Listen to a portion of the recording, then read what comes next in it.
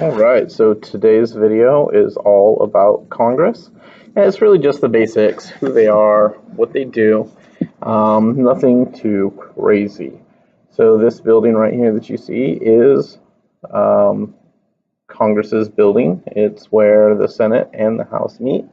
And if you look at it, you'll see that the left side is identical to the right side. The Senate meets on one side, the House meets on the other.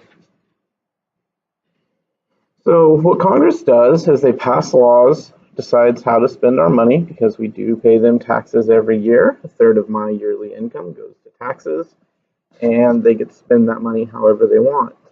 And Congress can also shape foreign policy.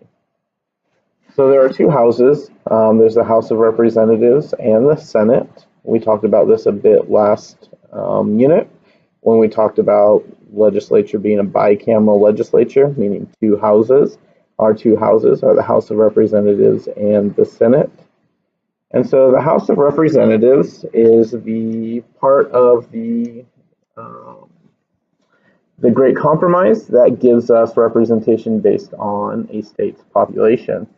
So California has the most votes, or has the most representatives with 53, followed by Texas that has 35, and New York, I think, has 25.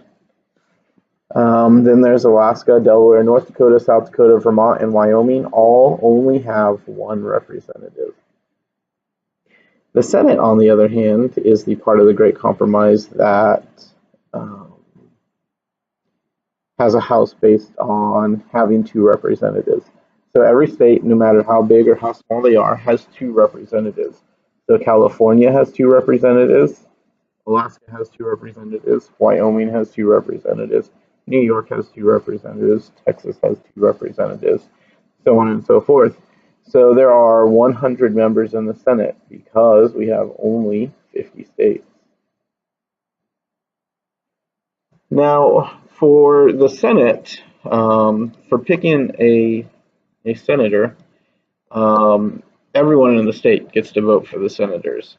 So no matter where you are, no matter who you are, you can vote for the senators from the state. However, the House of Representatives is different. Since states like California have so many representatives, they actually break up our state into parts called congressional districts. And each congressional district is responsible for voting for one member to the House of Representatives. And so each state is divided up into the number of representatives that we have. We have 53. So in California, we have 53 congressional districts. Wyoming only has one.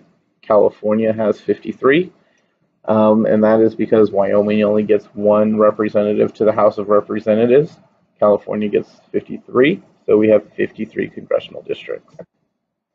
Here is what the California congressional district map looks like.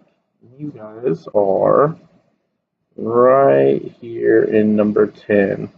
Actually, you're like right here on the edge of 10. And I'm right here on the edge of 9. I live in Lathrop, so I'm in the 9th district. You guys are in the 10th district, and that is because we are divided up by 205. 205 is the dividing line for this little section of the 10th and 9th district. All right, so here is the makeup of Congress. It's a chart, so it would probably be a good idea to draw a chart with 3 columns. And you can just use your lines from your paper for the rows. So for the House of Representatives size, we have 435 members determined by the state. And your allocation of representatives is determined by the census. That is why it is so important for you and your family to take part in the census every 10 years. It helps to determine representation in Congress. In the Senate, we have 100 members, 2 per state. If you are elected to the House of Representatives, you get to serve a 2-year term. If you are elected to the Senate, you get to serve a 6-year term. So the entire House of Representatives is up for election every 2 years. So everyone in the House of Representatives, all 435 members, are getting ready to gear up for their election. So in the next couple months, you're going to start seeing a lot more ads. You're going to see Jeff Denham on the TV more often. You're going to see Josh Harder on the TV more often. Jeff Denham is your Republican running for the House of Representatives. He's the incumbent, which means that he's the guy who's in office now. And Josh Harder is his challenger. And so this election will take place in November. Josh Harder is a Democrat. Now on the Senate side, 1/3 of the Senate is elected every 2 years. And it is a rotating system so that only 1/3 of the Senate is up for election at any one time. Remember, you get a 6-year term when you're senator, but it's a rotating system. So 1/3 of senators, 6 years is up every other year. So at the end of 6 years, all 100 members will have gone through the election process one time. So requirements to be in the House and in the Senate. You have to be 25 years old to be in the House of Representatives, and you must be at least 30 years old to be in the Senate. You have to be a resident of the state that you represent for both the House and the Senate. And you get a lovely little salary of $174,000 a year.